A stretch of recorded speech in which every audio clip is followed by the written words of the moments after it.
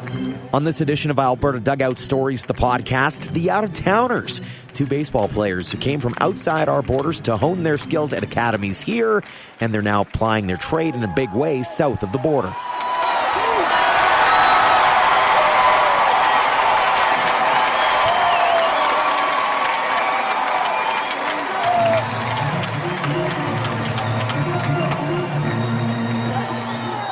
Welcome to episode 24 of Alberta Dugout Stories, the podcast. I'm Joe McFarland. We want to start off by thanking each and every one of you for your continued support of ADS. Over the weekend, we marked our second anniversary of being on social media. It took a couple of months for us to launch the website. Now we're into the podcast realm. It just continually blows us away to see how much support we get. It's completely humbling. And again, thank you. On to today's episode. We've been keeping close tabs on all of the things Alberta's baseball products have been doing as the U.S. college baseball season is now well underway. But it's not just the Alberta-born players, it's also the Alberta-trained players too. Guys who came from out of province to get the best training the prairies have to offer. That's why we're calling this episode The Out-of-Towners, and we're going to look both east and west. We'll start out east. Ryan Humeniuk is in his junior year with the University of Louisiana Monroe Warhawks. The Dawgs Academy product, who also starred with the college Dogs as well, actually hails from Manitoba. The speedster joined us after a busy weekend where he picked up a couple of home runs, 5 RBIs, and a stolen base against Georgia Southern. Ryan, thanks so much for joining us on the podcast. Yeah, for sure. Glad to be here. Appreciate you guys including me in something like this. Take us to the very beginning in your baseball career, and when did you decide that this is the sport that you want to play for the rest of your life? It started pretty young for me. I had a lot of friends playing hockey growing up, and I played hockey as well. I'd say probably around the age of about 13, 14 years old, I started playing baseball throughout the winter. I was working out in an indoor facility called Rookies. Now it's called the Home Run Sports Training Academy. And they were kind of like the initial introduction for baseball year-round to me. And then at that point, it kind of got to the point where it was so much baseball and so much hockey. I kind of had to choose one, and I had a lot of friends playing hockey, and I just wanted to do something a little different. And that's when baseball kind of became my main priority. And ever since then, it's probably the best decision I ever made in my life. Tell us a little bit about Stonewall, Manitoba, for those who have no idea where that might even be on a map. Stonewall's a little town, about 5,000 people, a little bit north of Winnipeg, about 45 minutes. It's a small town, small high school. Like my high school's only 400 kids. Like an average graduating class, there's only about 90 to 100 kids. It's really a small town atmosphere. Everybody knows everybody, and it's a cool place to grow up at the same time. It's cool to live in some other places now and see how their life's a little bit different for everyone else. So how is it that a kid from Stonewall ends up in Okotoks of all places? A long story.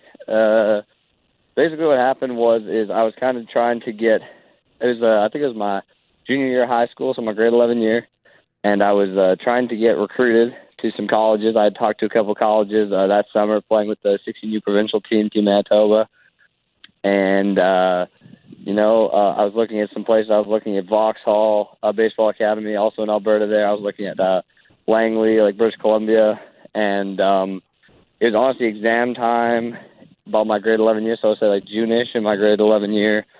And I'd sent some video to Coach Tyler Hollick, who was the recruiting guy there at the time, him and Alan Cox, and, talked to them a little bit on the phone, had some emails with them, and they invited me to come down and check it out. And honestly, I was pretty in love with it. I hit with Cox for a couple hours that day, and I just kind of fell in love with it right away. I knew that was somewhere that I wanted to be if they wanted to have me, and they did. And it was a lot of fun, that's for sure.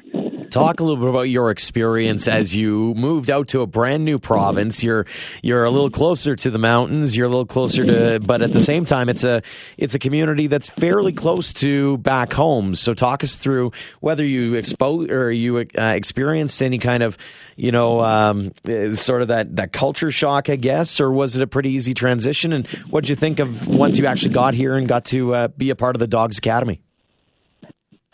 Oh, it was the transition was really smooth in the sense that I was really accepted by the community. They do a great job of just like bringing guys in, and the community supports the Dogs so well, and like so grateful for that. That was such an awesome experience in that sense. I'd say probably the hardest part for me was just going to a new high school my senior year. All my friends I'd grown up playing with, and being around for 9, 10, 11 years of my life, that they weren't there anymore. I had to, rebuild those friendships with new people and stuff like that. But at the same time, it was a great opportunity to do that and make new friends and, and create new relationships with people. And so from that sense, it was really awesome. I really, really enjoyed it. Okotoks is just such a cool city, such a cool atmosphere. The support with the Dogs is second to none. Like, I've never seen anything like it in my life. It's so cool that it's such a small town in Canada, which is predominantly, like a hockey-based country, I want to say, that they have such a support for a baseball program. I think that's so unique and so special. I think the Dogs do a great job of continuing to build that relationship too, year in and year out. What kinds of things did you learn from the Dogs that you've been able to utilize throughout the course of your post-sec career, both at Indian Hills and now with the Warhawks? I'd say the biggest thing that I learned was like a continued work ethic. That was something that I was raised to work hard at whatever I'm doing, but at the same time, like they showed me how to work and not just work blindly, but work like focused on a task. Like there was never a day where we were just like, you wouldn't just go hit. You're hitting with a purpose. You're working on something every single day. You don't just go and do bunting. You do it with a purpose. You bunt for a hit. You work on your skill sets every day. You work hard in the weight room because that's important. You take care of your classes because that's important. And they really taught me like what it really means to be a college baseball player. And as I was in that stage where I was growing up a little bit too, so I think that there was a good time in my life to be learning those skills and stuff like that. And yeah, I'm grateful for the way that they kind of raised me up over there. When you look back on your time in Okotoks, any moments that made you go whoa, or anything that stand out in your mind as maybe being a bit of a surprise, or maybe that one moment where you went, this is what I want to do the rest of my life kind of thing?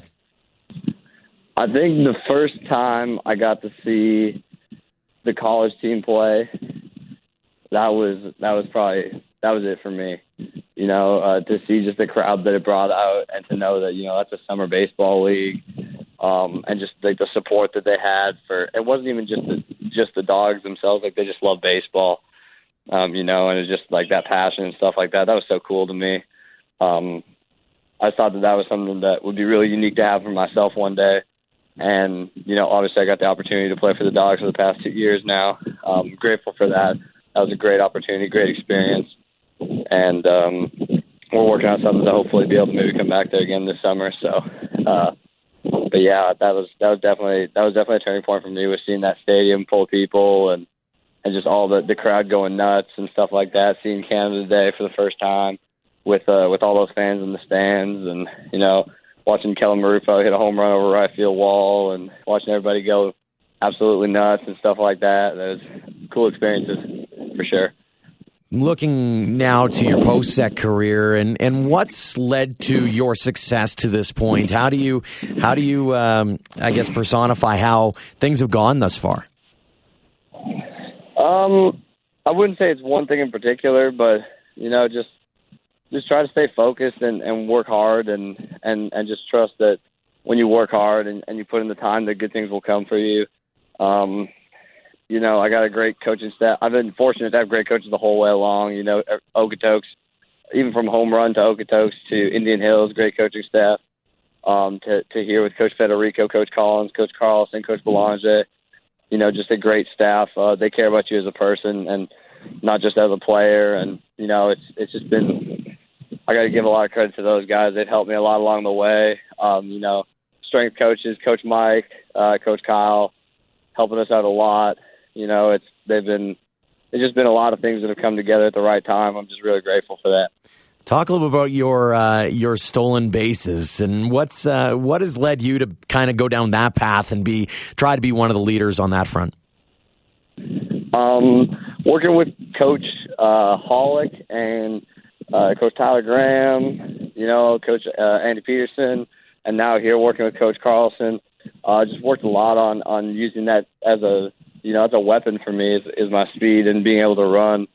So, if I just stand still, it doesn't do a lot of good for me. If I got some speed, might as well use it kind of thing. And, working with them as far as like learning how to get a better jump, a better first step, understanding what counts to run in, when am I going to get a breaking ball as a pitch that's going to give me a chance to be safe. Maybe if a guy's quicker to the plate, recognizing slide steps, recognizing like when a catcher doesn't have great footwork, not a great arm, a slow transfer, looking for little things, maybe the pitcher's tipping when you throw a breaking ball, something like that, trying to pick up little things like that to help give me an advantage on the base path.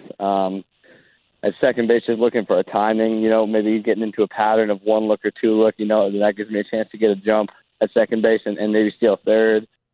Working hard on dirt balls and just being aggressive and stuff like that. And in those situations, that can make them worry about you just as much, never mind a stolen base. So, it's been a lot of things coming along, and then just time, getting older and getting more experience and understanding that, these are better counts for me to run in and just trusting it and just run and just go ahead and give it a shot. It sounds a lot like you quite enjoy sort of the mental battle that you play each and every game, whether it's at the plate or on the base paths. Is that there's that chess match that's always going on that you seem to be really thriving on? Yeah, absolutely. Baseball is a very mental game.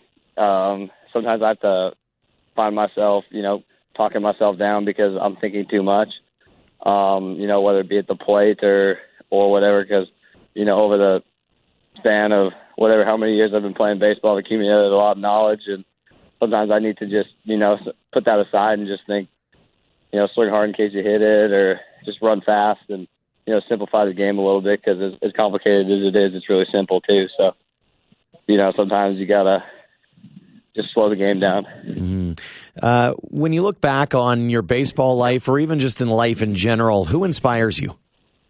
Oh man, that's a tough question.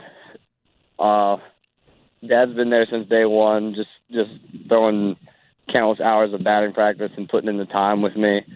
He's been so special and so helpful. There's no way I could do it without him.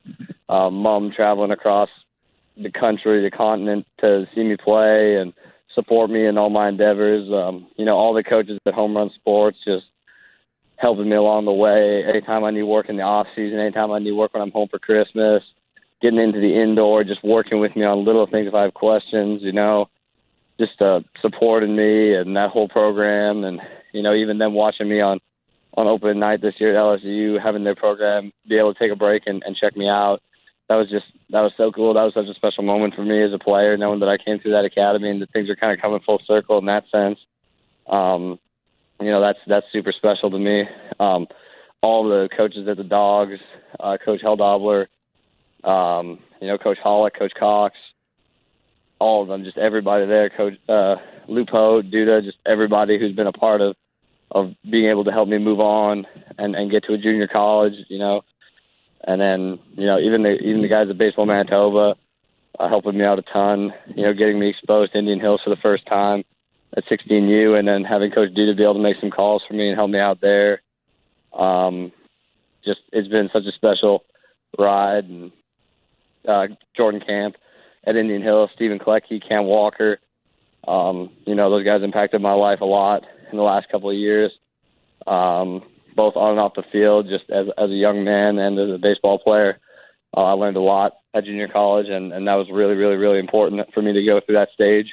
I think that looking back on it, that was some of the toughest and some of the best years of my life were going through junior college. So, that's special. And, the guys here every day, just you learn something new about being a young man and about how to be a better baseball player. Coach Fed prides himself on raising not just a good baseball player, but also a good young man, a good husband, a good father. So there's been a lot of people along the way. It can't be singled down to one.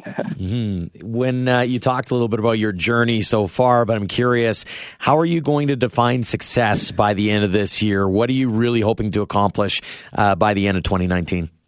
Honestly, for me, to see this team go to a regional, that would be outstanding. That would be the coolest thing for me if we could get to a regional this year. Obviously we got to make the conference tournament and win that first, but I truly believe that that's something that we could do. I know we had a rocky start, but just seeing the way the team came together this weekend, I think there's even more left in there. So I think that we got a good chance to make a run at the conference championship and then hopefully a regional from there. That would be so special, I think, for me and for this program. Absolutely. Ryan, I do appreciate the time. All the best in the season, and looking forward to seeing what you got up your sleeve in terms of baseball and life beyond as well. Thank you so much for joining us on the podcast. Thank you so much for having me. If you head to AlbertaDugoutStories.com, Ian Wilson has posted a great Q&A with another out-of-towner who made a name for himself here in Alberta. Vauxhall Baseball Academy product Josh Burgmann has been an absolute stud on the mound for the University of Washington this season. His last outing came over the weekend where he struck out 13 in just 6 innings of work against Oregon State. So far this season, he's 3-0 with a minuscule 1.54 ERA. And as we find out in this conversation, the Nanaimo, BC native has overcome some injury adversities to claim his spot amongst the best pitchers in the U.S. We chatted with him prior to the weekend, just after I lost my voice, so my apologies on sounding a little rough around the edges. Josh, thanks so much for joining us on the podcast. Yeah, no worries, guys. Thanks for having me on. Take us back to the very beginning and when you first got into baseball, and do you remember the first moment when you had one in your hand, and sort of how did that develop into the gamer you are now? Just kind of as a kid, I loved playing hockey as a kid growing up. I lived, breathed hockey, so as a kid, I kind of took my competitiveness from hockey over to baseball, so it kind of just started there. I always felt like if I would work harder and compete as hard as I can on everything I was doing, no matter what it was, hockey or baseball, I was going to be successful. And I think I've kind of just taken that with me my whole life, and it's helped me in so many different ways. Who was it that got you into baseball in the first place, or was it something that you took on your own? Do you remember that moment when you're like, that looks like a cool game? Yeah, I mean, when I was a kid, always growing up, I always watched the Blue Jays on TV, thinking about the moments of pitching in the big leagues and or just playing in the big leagues in general. And that kind of really motivated me to want to play the sport. And I think I made the right choice. And it was mainly came from watching the Blue Jays on TV. Now, how is it that a kid from Nanaimo ends up in the middle of Alberta, Vauxhall of all places? Yeah, so when I was playing at home for the Nanaimo Junior Pirates, my coach at the time was Kevin Inch. His brother, Steven, played at the academy, and so they had a lot of family ties with Coach McTavish. And so he suggested me as a player of interest towards him, and it kind of got picked up from there, and we had conversations with Coach Mack, and everything kind of went pretty quickly, and we made a decision that in terms of getting me ready for the next level, whether that be professional baseball or the collegiate level, it was probably within my best interest to go out there and stay in the dorms and be part of such an amazing experience in an amazing town. We'll get to that experience in a second, but I am curious, in the initial stages, was that a difficult transition to go from BC to Alberta, move away from home as soon as you did, and that kind of thing? Yeah, it was at first. I mean, I was a 15-year-old kid. Didn't really know much about like how hard it was going to be away from family on such a consistent basis.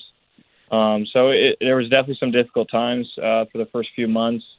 But knowing that there was 22 other guys that were also going through the same situation that I was, it helped me a lot. And I leaned on a lot of the older guys at the time at the academy to help me through some things. And I think that really got me through. And definitely, I think I made the right choice of going there, and I would do it all over again. So I think just leaning on the older guys really helped me and being able to succeed there. If you could have a moment, I mean, you've got the platform right now to do it, is if you could single out a couple of those guys that you leaned on, who were your best friends, I guess, going out and helping you through that process?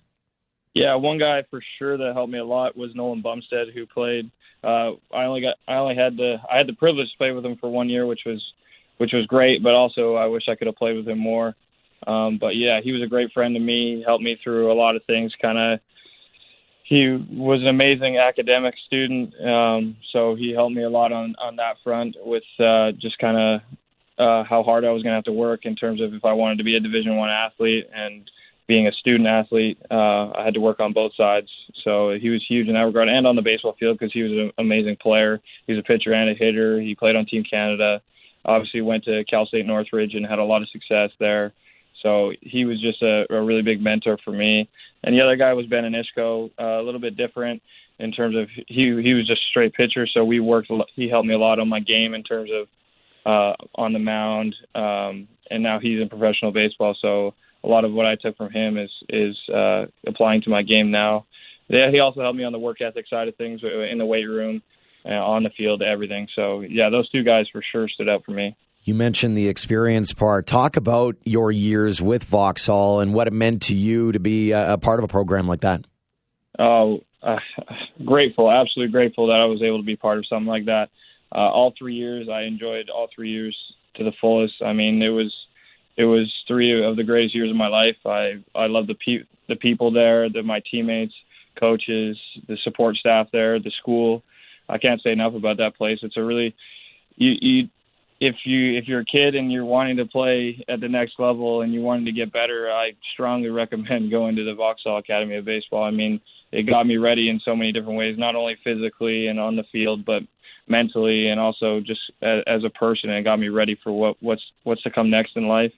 And I think that's invaluable for any kid that wants to be a professional baseball player or collegiate baseball player or just like a husband or whatever, It's an invaluable experience to be there, and I can't thank Coach McTavish, Coach Kokis, and Coach Blake enough for giving me the opportunity. And I try to go back there as much as I can to see them and to thank them for everything they've done for me. And it's a really surreal thing to look back on and know that I was able to experience that. You alluded a little bit to the notion of community, and I'm curious, from going from Nanaimo and a fairly populous area, the Vancouver Island, to one could argue the middle of nowhere, but at the same time, it is a very small community. And so talk about that culture change that you went through, and did you have any issues with it, or were you pretty good with it? No, I loved it. It was small town community, so I love the kind of the camaraderie of everybody knows everybody. It's really cool. I was at first I was a little bit like shook by it. I've never seen that kind of community in my life before, so kind of took me back a little bit. But as soon as I kind of got in the flow and started to really embrace everything there, it was a really cool experience. And I love going back there because every time I go back there, I see the same people and say hi, share some memories, and it was a really cool experience, and I loved it. It was really, really amazing. When you look back on it, was there anything that really surprised you that made you go, I didn't expect that when I first moved out there? I would say probably the academic side of things, because in BC, it was a little bit different because it was a little bit more lenient in terms of because there were so much more students. When I went to school, there was a lot less students, obviously, because the town was so much smaller. So it was really a lot of the times the teachers actually lived in the town. So if you needed extra help or whatever, they were able to stay after school and help you out. Whereas like some teachers back in Nanaimo, they had to drive a long ways just to get to the school, so they had to leave right after school.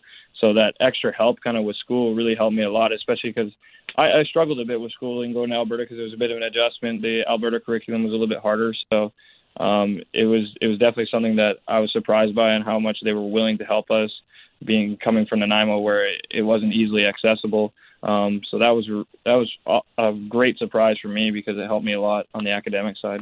You had a lot of success in Vauxhall, and I'm curious, does anything stand out, whether it was an award or an accolade or even something like getting to play for Team Canada or some of the external pats on the back? With Vauxhall, I would say in my 12th grade year, I won Jet of the Year, which is a really high praise in terms of, for me, it was an amazing honor to be called Jet of the Year. So every year we have awards given out before our season starts, and that award was given to me, and I have never been more proud of an award that I've been gotten in my life, just because of how much I love that place and how much I embrace that place, and to be rewarded with that was an absolutely amazing feeling. And also playing on the junior national team was a really cool experience. Obviously it wasn't directly correlated with Vauxhall, but a lot of it was because I developed, and Coach Mack had a relationship with Greg Hamilton, the coach with Team Canada. So that was definitely a very cool experience for me. Talk about that experience just in terms of, I use the hockey term whenever I talk about it, but you don the maple leaf on your chest, right? It's one of those things where I assume it's just as prideful for a baseball player as it is for a hockey player. Oh, absolutely. No, it was an amazing experience for me just to be able to put the Canadian jersey on your chest. I mean, I hope to do it again one day, and it was just an amazing feeling to represent my country in so many different ways. I mean, I can't thank Greg enough for giving me that opportunity, and hopefully down the road I can do it again. One of the things that I didn't realize was you've done Tommy John surgery. Walk us through that process and how you feel you've been able to come back from it, and what have you learned from it? Yeah, probably the main thing I learned from it is that you can't take anything for granted. Things can get taken away from you pretty quickly, as it did for me. Within this game, things can happen, and you got to be prepared for everything. And it was a tough pill to swallow, because obviously, being who I am, I always want to be out there on the mound and competing and playing with my teammates. And it was a difficult decision to make to get the surgery, knowing that how long of a road to recovery it was going to be, and how long I wasn't going to be able to play the game that I love to play. But I also learned a lot of things and improved myself mentally. I felt like I got stronger mentally because of it. I was able to work on the process of coming back from such a major injury and overcome it and be successful after it has really put a new perspective for me into the sport, and just knowing that nothing is given, and you got to work hard for everything. And I feel like that's something I definitely learned from the surgery. Do you give any credit to anybody who helped you along the way in terms of recovering from that injury and getting you back to the point where you are again having some pretty good success in the early going this year? Yeah, definitely one guy on our team that had the Tommy John surgery. He also had a bicep. He had to repair a torn bicep. His name was Alex Hardy. He was our closer last year. And that kid did a lot for me. He's like a brother to me, and it's hard. It's weird not having him on the team this year, because I'm so used to having him here and being able to talk to him through everything, whether it be about the injury, whether it be about our games, whatever. But yeah, he was one that I really leaned on heavily in terms of being able to help me through it and kind of guide me what to expect and what's going to happen throughout the process. So he was a huge help to me, and I can't thank him enough for what he did for me. You've had a lot of success in your career thus far. This season, already 4-2. Your ERA is abysmal, basically, to say the very least. What has been the key to success for you so far this campaign? I think it's just being consistent, throwing strikes, but also finishing hitters when I need to, and not backing down, and making sure that I'm controlling the pace of the game. And when I give up a hit, just making sure I slow the game down and let the game come to me has been a huge thing. And just I really tell myself in the dugout and on the mound, just take everything one pitch at a time, because once I get outside of that kind of mindset, everything starts to speed up for me. So when I start to think one pitch at a time, that's when I really slow the game down, and the game becomes a lot more, I wouldn't say easier, but it becomes a lot more enjoyable, and it becomes a lot more just overall a better experience for me, and I'm able to do things on the mound that I want to do. What does it mean to you to be having success at this level? It's a huge thing. We're playing in one of the best conferences in the nation, so it's at the highest level of college baseball. So it's definitely a huge thing for me. It's a huge confidence booster for me, knowing that I came back from the surgery and that I still have the stuff and I still have the ability to do these things. And And so it's really a huge confidence booster for me as the main thing. Do you have any goals heading into this summer? Yeah, I mean, hopefully after this year, we make a long postseason run, get back to the College World Series, and not just get back there this year, but hopefully win the whole thing. So that's definitely a big goal. And obviously, with the draft coming up this year, to be drafted would be a huge honor, and I'm really looking forward to hopefully that happening. Absolutely. Looking forward to seeing what you got on your plate for sure there, Josh. Do appreciate the time. Thanks for joining us on the podcast. All right. Thanks, Joe. I appreciate it. Big thanks again to Ryan and Josh for joining us on the podcast this week. As always, thanks to you as well for downloading and listening. If you haven't already, drop us a rating and review wherever you get your podcasts, as it will help us with visibility on each of the platforms. I know on iTunes, for example, we have 13 5-star reviews and a trio of comments already, so big thanks for those. Until next week, we hope you're able to enjoy some baseball wherever you're at, and thanks again for supporting Alberta Dugout Stories.